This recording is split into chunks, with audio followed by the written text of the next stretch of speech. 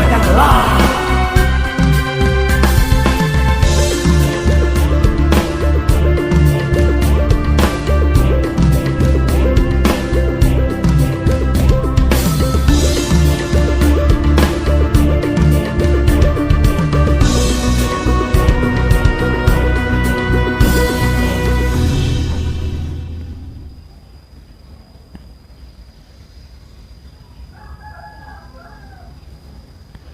Iya.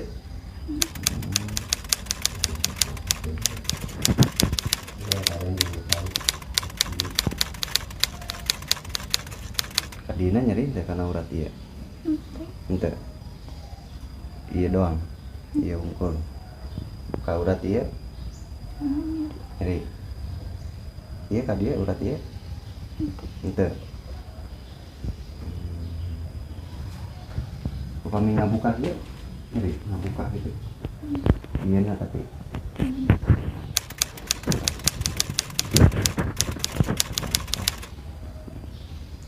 Dugi ka dia. Tira mulai nyeri iya nak. Sabtu. Kayak pelan-pelan. Pas saya gua asep, pada asep nak, anak baik ada pokok banget pada dokter, dokter pas. Nyeri.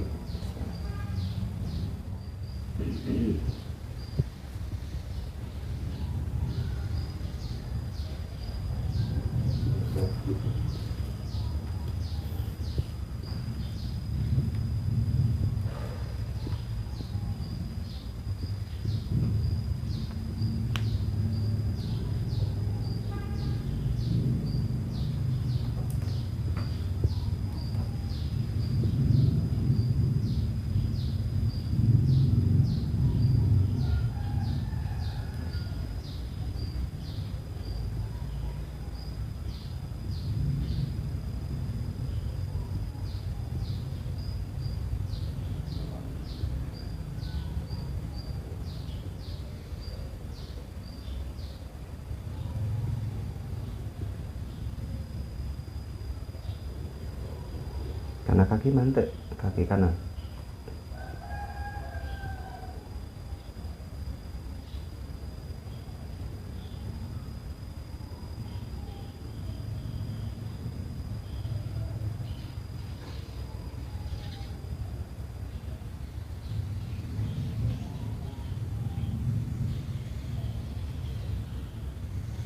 Dokter di pasien non, di komplek non.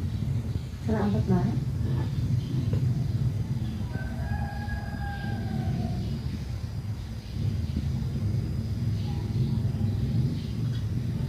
Saya obatnya tapi kayak tahu banget. Ke dokter rutin. Kak, Ke dokter rutin ya tinggi. itu kalau kapan ya yuk. Iya mati kapungkurnya ke saya nya. Nambah. Ting perentis kita. Nuhun. Ya. Dokter acan pisan, tangisi pisan. Itu perentis ya. Atel tak. Eta matel. Sama kapungkur ge aya cenah teh.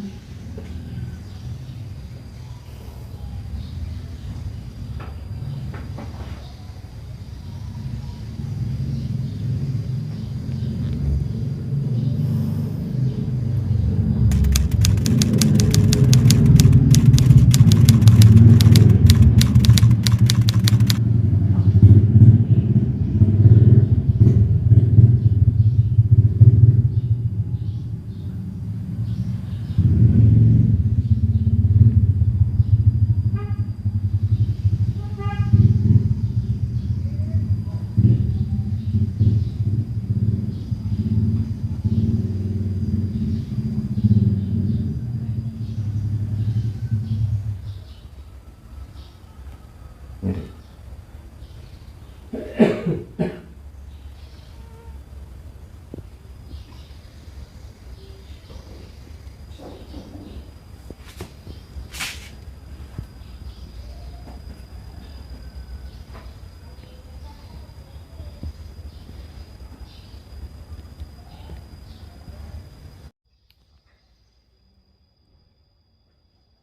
Nomor kamarnya disimpan kamar itu tengah langkung badai mampir tak ke Pak Ustad kan kamari pusingan Pak Ustad milarian di buku ya bentar Ayo masih mas kan Mas naon mas ojek raka rai di kamar itu aya acara di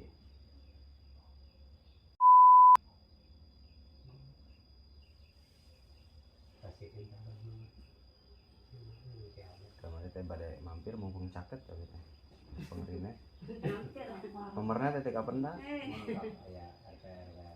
Terang. Bisa kembali pada nanjak.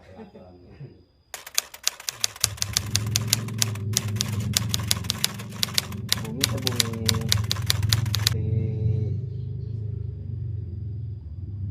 galuhan teh gua bumi teh Cakali nanjak bae. itu bumi nu ditempatan itu orang rompok nu ditempatan teh keseran apa Sanes warisan di kamu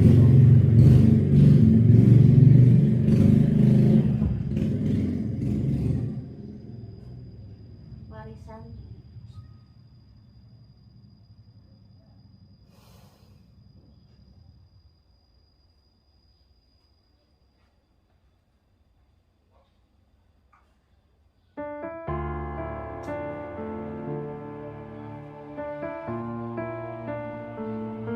Bisa minum.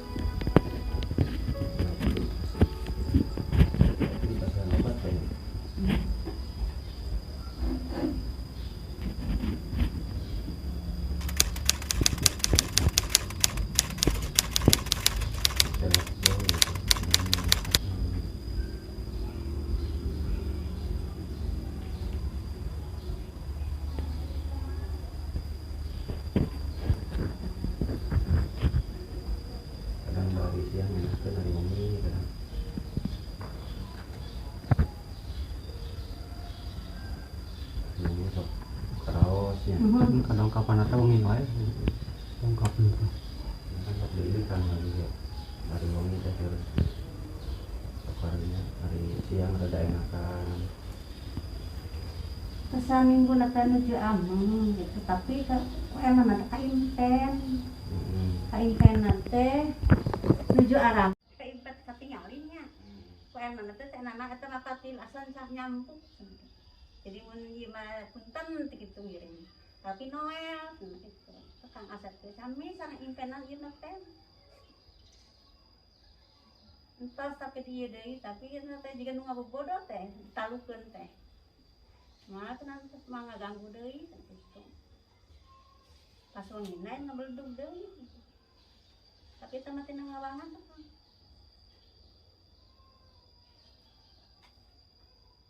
Menuju ameng sama.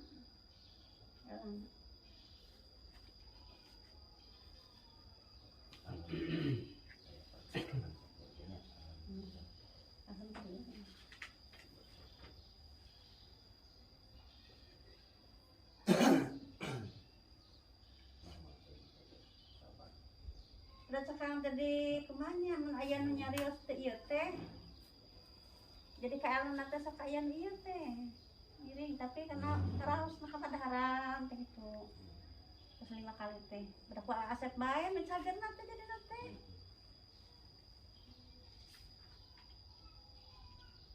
Mungkin sariosan mah teh naon. Karena masuk kaimpen tuh ieu teh unik.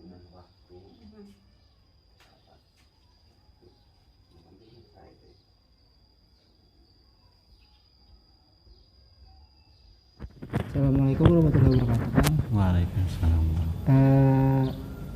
Di mana gitu perkenalan Kang? Di Akang tiasa pendak informasi sarang pengobatan kami teh di mana ya Kang? alhamdulillah di rerencangan anu ngarahkeun Rerencangan. Rada kencangnya. Terus keluhannya teh ieu teh kumaha gitu Kang? keluhan pasien. Pasien ya. Oh, keluhan namanya di medis mah antara gejala dina lambung, terus ginjal, segala macam aya saur medis. Saur medis gitu. Tapi nya alhamdulillah nyobi ka alternatif Iya, aya kamajengan. kemajengan. Ya, terus nepi ka ayeuna gitu dilanjut ku alternatif bae. Iya. Alhamdulillah. Heeh. Terus berarti kan aya meureun aya ciri-ciri anu rada aneh gitu nya Kang nya. Panginten aya kendala naon bae gitu di rumah atau naon gitu. Jadi ciri-ciri anu di luar dugaan atau di luar logika benernya. Anu di luar logika bumi di bumi sok kadang aya nu pak bledug boh naon gitu di bumi teh gitu. Malihan aya rerencangan nu tiasa ningali saurna aya barang anu ditanam di bumi. Oh iya. Nu katanem nu ka ditanam gitu da saurna masih kene aya nu pika ayeuna teh. Nya eta mah di alam gaib meureun abdi mah teu meninga eta masalah nu kitu da mah ya. Ngan aya rerencangan ngawartosan cobi sia. Jadi bener aya ciri-ciri anu tuh di luar logika lah. Di luar logika mah anu ada anu ngabledug mah kitu dukati mah dongkapna kan sok dipelarian tapi da teu aya. Berarti si Akang tos ka dieu tos sabaraha kali gitu Kang? Ka dieu teh nya. Teh kapungkur nih. Tapi alhamdulillah nya Kangnya aya kemajengannya. Gitu. Aya kamajengan. Sakitu wae panginten. Ade atur nuhun pisan Kang nya.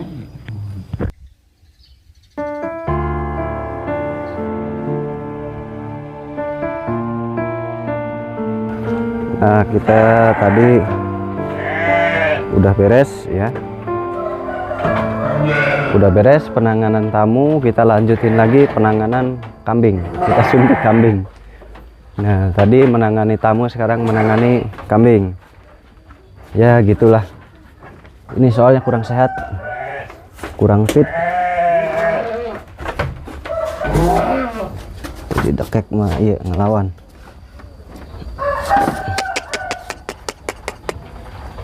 Sini.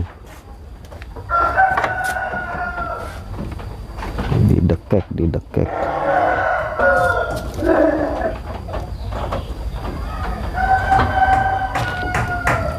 Kemarin yang mana ya, lupa saya.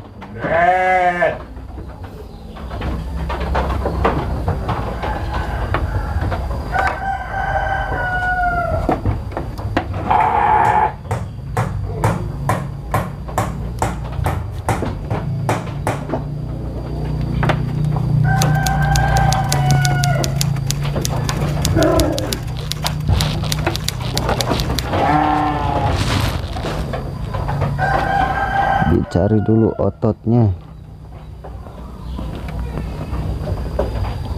kan harus di daging. Ini dia ketemu.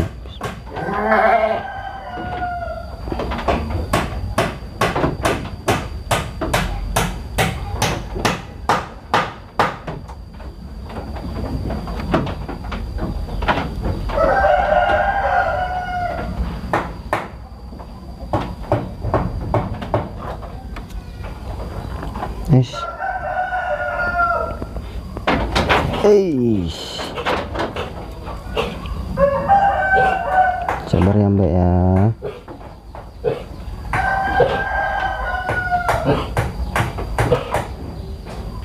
Mbak sabar ya Mbak ya, biar cepat sehat.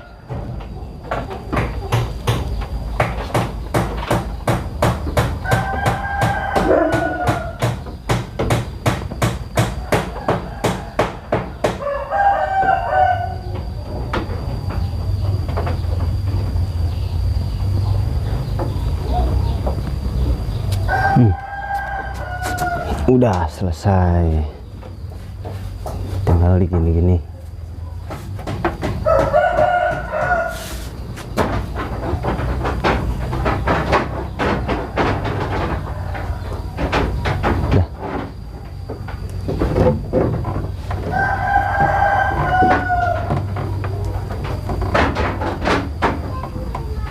Dah Pak Udin, lepasin. Nah, biar jalan. Kasih minum dulu. Ini agak sakit, kurang sehat badannya.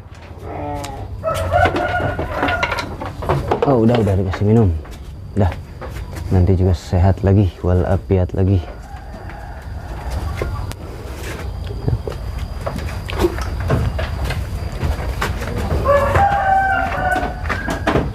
Masuk karena emang kurang makan ya, kurang makan karena memang lagi sakit.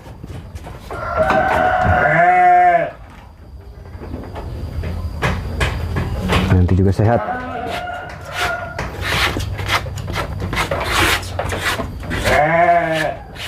Kita ngobrol yang tadi ya, ada kejadian unik, agak unik. Uniknya apa? Uniknya tentang antara hal gaib dengan hal non gaib ya. Jadi ini terkadang kita tidak bisa membedakan antara yang gaib dengan yang memang bukan gaib gitu. Maksud bukan gaib itu ya memang karena perilaku kita gitu. Terkadang gitu, karena perilaku kita sendiri, tapi terkadang itu dikait-kaitkan dengan jin gitu ya. Nah, jadi ada salah satu pasien tadi, bukan yang wanita ya, bukan yang itu yang saya totok tadi, bukan, beda lagi. Kalau yang saya totok itu ikut eksis dia. Ikut eksis dia. Kalau yang saya totok tadi itu mempunyai sebuah penyakit yang memang penyakitnya cukup ini ya, cukup dalam gitu, tapi bukan berarti tidak bisa sembuh. Insya Allah mungkin nanti kembali sembuh semakin beriringnya waktu. Kenapa? Minum apa mau makan? Tuh di sono makannya tuh banyak. Makan sono. Nah, pinter. Ngedeketin, ngajak ngobrol ya. Sakit katanya tadi, saya disuntik gitu. Nah, jadi sekarang alhamdulillah sudah berangsur membaik, sudah bisa berjalan, badannya pun sudah mulai isi ya, sudah bisa jalan, sudah bisa kemana-mana gitu, jalan kaki. Alhamdulillah berkat doa semuanya, para santri juga yang setiap malam, setiap habis sholat kita doakan bersama gitu. Nah ini di luar yang tadi, di luar si Mbak tadi, ada kejadian yang cukup harus kita pelajari. Karena apa? Karena ada kisah ya, jadi beliau itu punya pacar gitu, punya pacar, si Mas ini tuh punya pacar, si Mbak gitu ya. Dan si Mas ini pacarnya itu nggak mau ditinggal, mungkin karena saking cintanya kalau menurut si Mas. Itu udah jangan di sini, di sono aja. Kamu ngapain sih? Ikut eksis aja. Tadi nguyung aja sakit, di sana udah. Woi, so akrab juga. Ini giras banget tadinya. Di sana udah. Jadi so akrab. Nah jadi pacarnya ini nggak mau diputuskan, bahkan kedua orang tuanya memang tidak setuju, baik dari pihak laki-laki atau dari pihak perempuan pun. Tetapi yang perempuan ini memaksa. Tetapi ada jeleknya si mbaknya ini suka pacaran dengan laki-laki lain gitu, dan kalau sudah putus dengan laki-laki itu kembali lagi ke si Mas yang ini. Nah menurut si Mas ini aneh gitu, kenapa kok saya tuh seperti seperti dipengaruhi gitu ya. Jangan-jangan saya diguna-guna, dipelet gitu ya. Pas saya cek itu bukan karena diguna-guna atau bukan karena dipelet, bukan. Jadi memang itu real dari sikap dan dari sikap dianya dan dari karakter. Itu karena terlalu baik. Karena emang baik sih orangnya si Masnya. Nah, dan si Mas sudah berusaha kemana-mana untuk meluluhkan hati si mbaknya. Maksud meluluhkan itu dalam arti agar tidak marah-marah, agar tidak selingkuh, agar tidak pacaran dengan orang lain. Tapi nggak bisa, katanya nggak ada perubahan. Gitu, si Masnya baru ngaku setelah saya buka gitu. Nah, sebelumnya kan saya tanya, Mas, seharusnya Mas jangan lanjutkan. Tapi si Mas itu, iya tapi susah, kata saya. Nggak susah kok kalau mau. Gitu. Nah itu kembali si Masnya, mungkin saya dipengaruhi, diguna-guna, memakai ilmu pelet atau apa.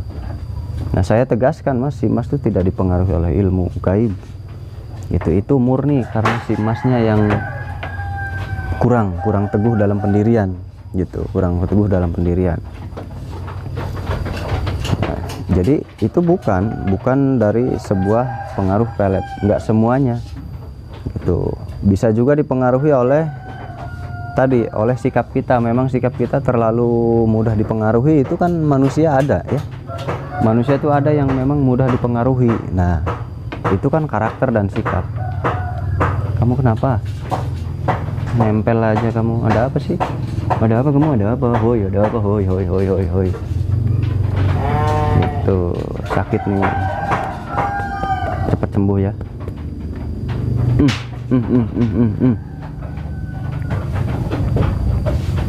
Itu karena memang ada manusia yang karakternya itu mudah dipengaruhi. Nah jadi belum tentu kita itu dipengaruhi oleh bangsa jin atau bangsa gaib. Bisa saja memang kita yang mudah dipengaruhi gitu. Jadi jangan langsung ke hal-hal itu ya. Lalu saya berikan penyuluhan bahwasanya memang ini hanya si Masnya aja yang kurang teguh dalam pendirian.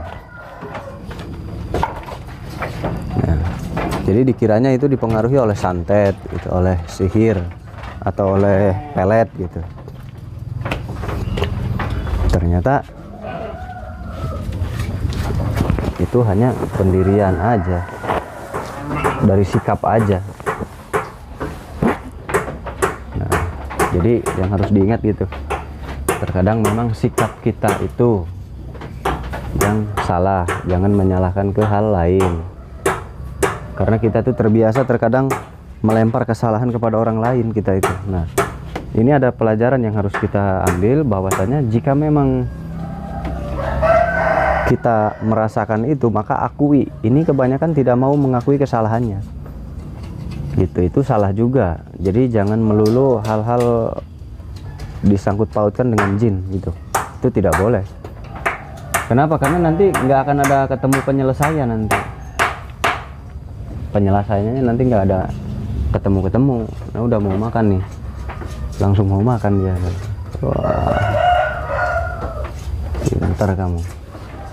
Nah, terkadang kita tuh tidak mengakui gitu. Padahal harus mengakui ya, harus jujur antara hal-hal gaib dengan yang bukan. Gitu, terkadang ditutupi dan dibuat oleh kita. Nah, ini juga nggak boleh, itu nggak real, jadi malah memperburuk keadaan. Gitu, karena banyak yang suka seperti itu, disangkut pautan. Padahal dirinya sadar itu bukan hal gaib, tapi dia untuk mencari perhatian, untuk mencari perhatian keluarga, atau untuk mencari perhatian orang lain, atau untuk mengalihkan isu. Biasanya dia suka mengalihkan ke hal gaib. Nah, ini makanya pernah ada jin yang ngomong ke saya, jangan nyalahin saya terus, katanya. Manusia tuh dikit-dikit nyalahin saya, katanya. Nyalahin jin, katanya. Karena memang karakter manusia ada yang seperti itu. Nah, ini yang harus dirubah dari pola pikir kita. Karena apa? Karena nanti memperburuk suasana. Contohnya apa? Contohnya nanti saudara pergi ke orang pinter gitu. Dan orang pinternya kebetulan belum memahami hakikatnya gaib, bisa, atau memang sengaja ingin mencari keuntungan, bisa. Nah, ini yang berbahaya itu memang yang mencari keuntungan. Saudara bisa diperas nanti, bisa dimanfaatkan. Contohnya si Mas ini kan dimanfaatkan, habis uang gitu ya, beli anu untuk syarat anu, akhirnya uang habis. Nah, itu karena dimanfaatkan oleh oknum-oknum itu.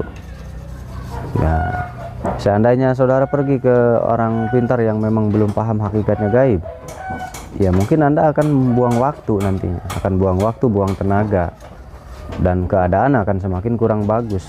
Nah, disitulah. Makanya kalau saran saya, kalau memang itu hal logis, maka kerjakan, selesaikan dengan logis gitu. Kalau memang tidak masuk nalar, ya boleh diselesaikan dengan hal gaib, boleh konsultasi gitu. Jadi mulailah jujur pada diri kita. Ini karena kebanyakan tidak jujur pada diri, jadi memperburuk keadaan dari segi ekonomi, dari segi tenaga, waktu terbuang karena sengaja menutupi gitu, menutupi kesalahan diri kita biasanya. Jadi hal-hal seperti itu yang harus kita pelajari dan harus kita jalankan, yaitu kejujuran dalam diri. Terkadang ada juga yang sering berkata begini, saya sudah ke dokter, kata dokternya ini nggak ada penyakit apa-apa gitu. Padahal udah jelas-jelas itu penyakit tipes misalkan, padahal udah jelas-jelas itu penyakit kencing manis gitu. Nah, hal-hal seperti ini yang harus kita pelajari. Harus diingat bahwa saya pernah mengatakan ilmu itu ada dua, yaitu satu ilmu lahir, dua ilmu batin. Dan zaman dulu itu tidak ada yang namanya medis atau dokter ya, tim medis atau tim dokter itu zaman dulu nggak ada. Nah, silahkan dibuka kembali di penjelasan saya sebelumnya, bahwasanya ilmu ketabiban itu dari zaman dulu kala sudah ada, dari ribuan tahun yang lalu ilmu ketabiban itu sudah ada sebelum ada dokter ya. Kalau dokter kan baru-baru zaman sekarang, zaman milenial gitulah. Baru ada persatuan medis, ada organisasi medis, ada dokter di berbagai negara, terutama di wilayah-wilayah barat Eropa ya. Nah, itu zaman dulu memang nggak ada. Adanya apa? Adanya tabib zaman dulu. Tabib itu mungkin disebut di bagian Asia ya. Kalau Asia familiarnya dengan bahasa tabib. Kalau di barat sana nggak tahu namanya apa. Tetapi intinya bukan dokter namanya. Kalau dokter itu hanya ada zaman sekarang. Organisasinya mungkin berapa ratus tahun yang lalu terbentuk dokter itu ya.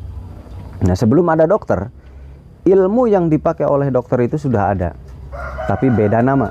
Kalau sekarang namanya dokter, kalau zaman dulu nggak tahu namanya apa. Nah, kalau di Asia kan kebanyakan disebutnya tabib gitu ya. Itu kan termasuknya ilmu medis ya. Ilmu medis versi zaman dahulu kala. Nah, ilmu medis versi zaman dahulu kala di kita disebutnya tabib. Kalau di barat nggak tahu namanya apa ya, gitu. Nah, zaman semakin berkembang, keilmuan pun makin berkembang, dan akhirnya pada zaman sekarang masuklah dinamakan doktor. Nah, untuk zaman sekarang, padahal itu masih tabib-tabib juga. Nah, makanya harus percaya dengan ilmu medis dan harus percaya dengan ilmu gaib. Karena apa? Karena zaman dulu sebelum terbentuknya dokter, ketabiban itu memang dua fungsi, yaitu satu ilmu gaib, satu ilmu medis. Jadi ilmu medis itu jangan dihilangkan dan jangan dipandang sebelah mata. Kenapa? Karena dari zaman dulunya sudah ada dokter itu, tapi namanya bukan dokter. Tapi ilmunya sudah ada dari zaman dulu. Biasanya dikuasai oleh para tabib, meracik obat, memahami sistem kerja tubuh, memahami anatomi tubuh, memahami semua struktur sistem kerja saraf. Mereka tahu semua. Contoh akupuntur dan lain-lain itu tahu sebelum adanya dokter ya. Tapi ilmu-ilmu kedokteran itu dari zaman dahulu kala sudah ada, dan itu biasa dipakai untuk mengobati para raja gitu, para panglima, para patih gitu, para menterinya dan lain-lain. Itu memakai ilmu medis gitu, memakai ilmu medis dan non medis, yaitu ilmu gaib, ilmu batin.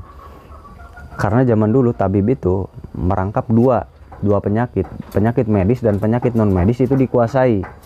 Berbeda dengan zaman sekarang. Sekarang kalau penyakit medis ya medis saja, ilmu gaibnya nggak bisa. Dan kebalikannya, sekarang orang belajar ilmu gaib, ilmu medisnya nggak bisa, hanya ilmu gaibnya aja yang dipelajari. Sekarang terpecah menjadi dua. Kalau dulu itu berobat kepada satu orang, medis non medis. Kalau sekarang berobat non medis ya ke orang yang satunya, berobat medis ya ke orang yang satunya. Jadi sekarang terpecah menjadi dua, dulu satu. Dulu satu orang, sekarang dua orang. Satu medis, satu non medis. Kalau sekarang ya, kalau sekarang satu medis, satu non medis. Kalau zaman dulu itu satu medis atau non medis di satu orang, yaitu di tabib. Nah, seperti itu ya. Jadi ketika memang penyakit yang diidap oleh kita itu penyakit medis, maka ya kita harus jujur bahwa ini kata dokter adalah penyakit ini. Nah, kata dokter adalah penyakit ini, dan kita sebagai supranaturalis itu harus memahami kedua-duanya gitu. Saya cukup prihatin ketika melihat zaman sekarang itu berbenturan. Yang medis hanya fokus di medis, yang non medis hanya fokus di non medis, akhirnya berbenturan. Nah, saya prihatinnya di situ. Seharusnya kedua belah pihak itu belajar. Si medis belajar kepada non medis belajar kepada si medis. Jadi kedua belah pihak nanti saling diuntungkan gitu, minimal pemahaman itu salah satu contoh. Misalkan kita melihat, wah ini bukan medis, dia tidak ada penyakitnya, di diagnosa tidak ada juga, tapi kalau orang ini berperilaku seperti ini, wah berarti ini masalah kejiwaan, masalah jiwa, masalah hati, masalah rasa, ataupun masalah gaib yang di luar nalar. Wah berarti saya lempar ke itu aja gitu. Begitupun sebaliknya, kita yang memang bergelut di bidang gaib, kita harus paham bahwa ini adalah penyakit medis, berarti harus kita lempar kepada orang-orang medis, kepada dokter gitu. Disinilah sering terjadi keracuhan dan sering memperburuk keadaan. Biasanya orang yang sakit malah makin sakit gitu. Orang yang tadinya sakitnya sedikit malah bertambah banyak. Karena apa? Karena miskomunikasi atau kurangnya pemahaman gitu. Orang terkena gangguan dari masalah penyakit batin itu bisa lari ke jiwaan, bisa gila, memperburuk keadaan. Orang yang sudah mengidap penyakit medis, kalau dibiarkan itu bisa tambah parah juga. Jadi intinya dua-duanya itu harus dipahami dan harus dipelajari gitu, agar tidak jomplang, agar nanti tahu ini penyakit medis, ini non medis gitu. Itulah pentingnya belajar tuh seperti itu. Ya sudah pernah jelaskan. Nah, jadi sikap perilaku, kita kembali ke si Mas tadi. Si Mas itu memang mempunyai karakter sikap yang mudah luluh atau mudah dirayu oleh wanita, sehingga mudah dirayu dan mudah nurut gitu. Dan pada akhirnya ya seperti itu. Ketika dirayu, padahal dia tahu bahwa pacarnya itu hubungan lagi dengan laki-laki lain, punya pacar lagi. Padahal dia tahu, tapi dia kalau sudah marah dia mudah dirayu lagi. Nah, dia pikir dia dipengaruhi, padahal itu memang jiwanya yang lemah atau mentalnya yang lemah, kurang tegas dan kurang mengambil jadi tidak mengambil langkah yang tegas gitu. Intinya kurang keras dalam pendiriannya, itu kurang keras pendiriannya gitu, intinya ke situ. Nah, itu ada yang bisa dipelajari. Jadi tidak semuanya masuk ke wilayah gaib gitu, harus dipahami dan harus dipelajari, penting sekali. Nah, jadi jangan sampai ketika ada hal-hal itu dikaitkan dengan yang gaib gitu. Apakah memang itu hal gaib atau apakah itu memang kesalahan kita? Kita harus paham, jangan semuanya digaibkan. Jadi kita harus paham, harus bisa membedakan ini, wah ini memang kesalahan saya harus perbaikin gitu. Meskipun memang kesalahan kita juga bisa dipengaruhi oleh gaib, bisa, sangat bisa, dan sangat besar kemungkinan kehidupan kita dipengaruhi oleh hal-hal gaib, itu sangat besar. Tetapi meskipun seperti itu, kita harus tetap ingat bahwasanya kita harus mengendalikan diri kita sendiri. Kalau kita tidak bisa mengendalikan diri kita sendiri, ya tidak ada ujungnya nanti gitu. Dalam hal apapun tetap harus ada kendali ya dalam diri, seperti itu. Sehat selalu semuanya intinya. Nah, yang harus dipelajari dan harus dipahami khususnya untuk para alumni yang sudah belajar jarak jauh, ini ilmu yang sangat penting. Ilmu ini sangat penting untuk saudara karena sudah membuka praktek di mana-mana ya. Banyak yang sudah buka praktek, alumni-alumni dari Sangkuraga, alhamdulillah. Dan ilmu ini yang harus dipegang baik-baik itu oleh para saudara yang sudah memang menjadi juru syariat mungkin ya, juru syariat di tempat masing-masing, harus betul-betul dipahami ini gitu. Kalau hanya untuk sekedar melihat orang dan lain-lain, mungkin Anda sudah bisa semua, sudah lancar semua, tetapi untuk melihat hal ini itu sangat sulit dan jarang sekali dipahami. Nah, makanya harus dipahami ilmu yang ini gitu. Kalau hanya melihat, oh orang itu ada kuntilanaknya, orang itu ada genderuwonya, mungkin semuanya sudah bisa semua ya. Cuman 2 hari di sini aja udah bisa itu biasanya. Tapi yang lebih sulit adalah ini, membedakan antara penyakit medis dan non medis. Bukan melihat antara itu genderuwo atau buta hijau atau kelong wewe atau wewe gombel atau kuntilanak di dalam dirinya yang mengikutinya, bukan itu semata gitu. Kalau itu kan sehari 2 hari di sini juga udah bisa. Yang sulit itu adalah tadi, antara pelajaran medis dan non medis. Harus bisa membedakan antara penyakit gaib dan penyakit medis. Nah, ini yang paling sulit dipelajari. Yang tentunya nomor satunya harus membuang ego ya, membuang egois diri kita, dan harus bisa membuka nalar dan wawasan kita gitu. Jadi penyakit itu enggak semuanya karena kuntilanak, enggak semuanya karena buta hijau, itu enggak. Tidak semuanya karena wewe gombel, enggak semuanya karena itu. Tidak semuanya karena siluman ular, enggak semuanya karena itu. Penyakit itu bisa disebabkan oleh memang gangguan medis dari pikiran dan dari kehidupan, pola kehidupan. Nah, ini yang harus dipelajari, harus diberikan edukasi kepada pasien-pasien kita yang berobat ke majelis-majelis saudara ya. Kalau ada yang berobat ke majelis-majelis, khususnya alumni Sangkuraga dimanapun berada, yang berobat ke majelis-majelisnya, diberikan edukasi bahwasanya ilmu gaib itu seperti tadi, tidak semuanya gaib, ada medis dan ada non medis. Dan ilmu medis itu dari zaman dulunya sudah ada, dan sekarang ilmu medis itu dipegang oleh dokter ya. Jadi harus berjalan dengan berobat ke dokter, itu harus gitu, karena medis ini sekarang dipegangnya oleh dokter gitu. Seperti itu. Jadi harus saling membantu intinya. Itu aja mungkin khususnya untuk para alumni ya. Kembali saya tegaskan lagi bahwasanya mengobati orang itu tidak melulu mesti memakai terawangan sehingga akan menghasilkan hal-hal yang lain gitu. Itu kalau intinya kalau melihat jin-jin ya saya sudah percayalah sama alumni-alumni lah, bakatnya bagus-bagus ya, sangat berbakat. Tetapi jangan terlalu percaya diri dengan bakat yang sudah dikuasai, karena ilmu itu masih luas dan masih banyak. Seperti tadi, yang sulit adalah membedakan penyakit lahir dan penyakit batin, dan jujur kepada si pasien bahwa itu adalah penyakit medis.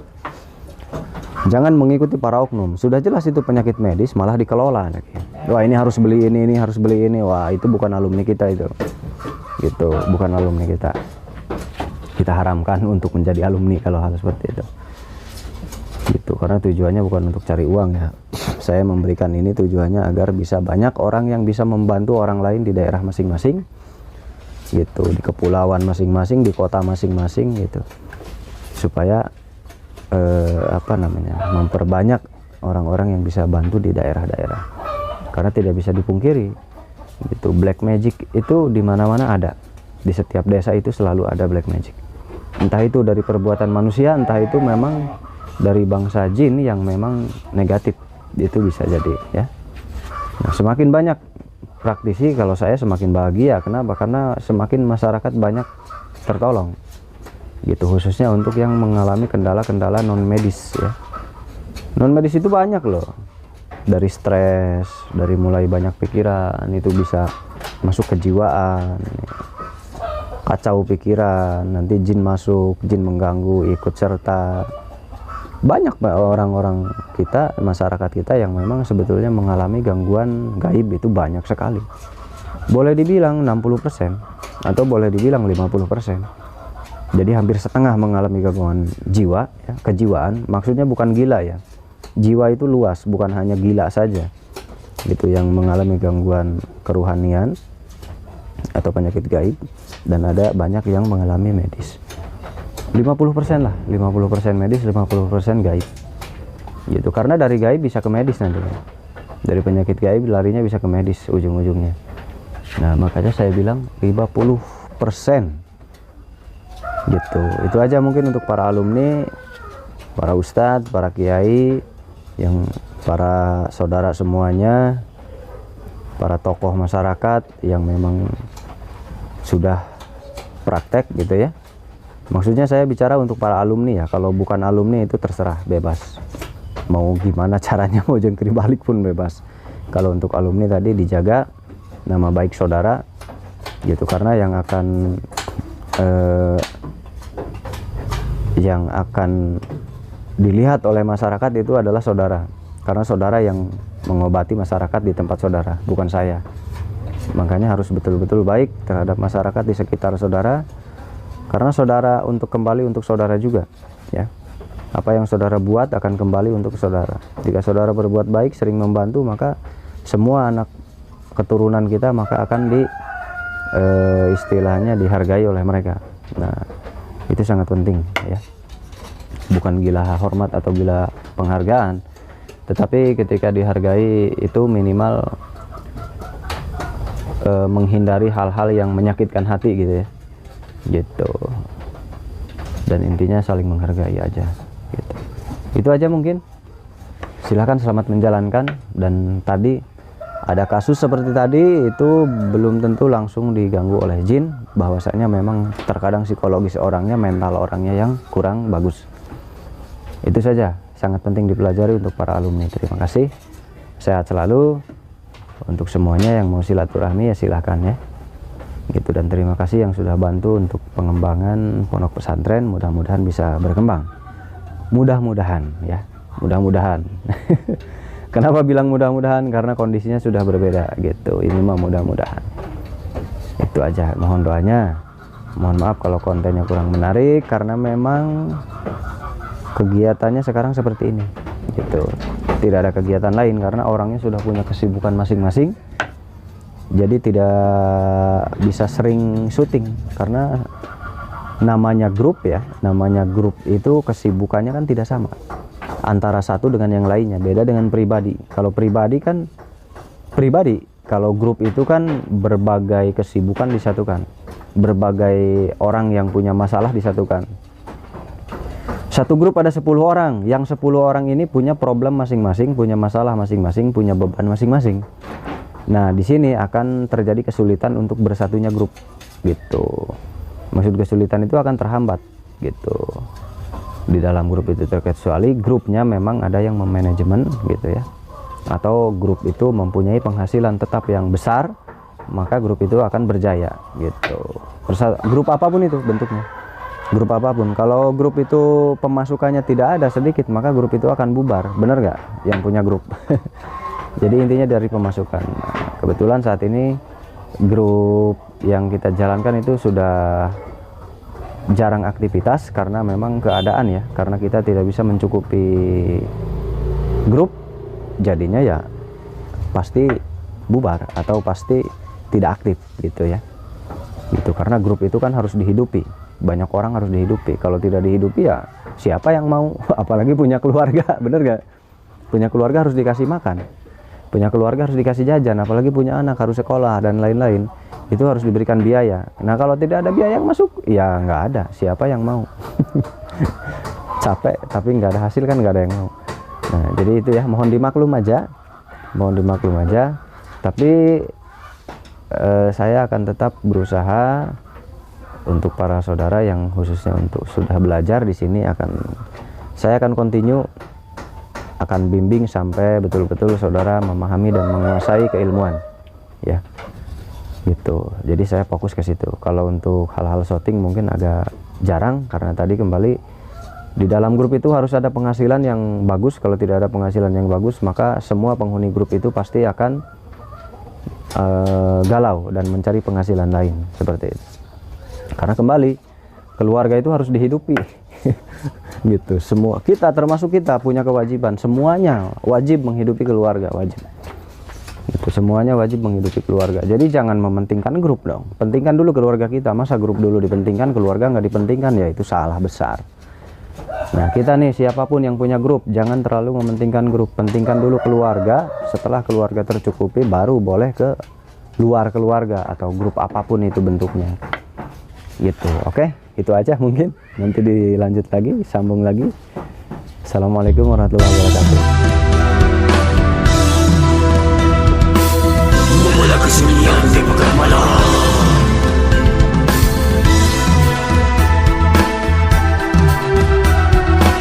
mencari jawaban yang jelas.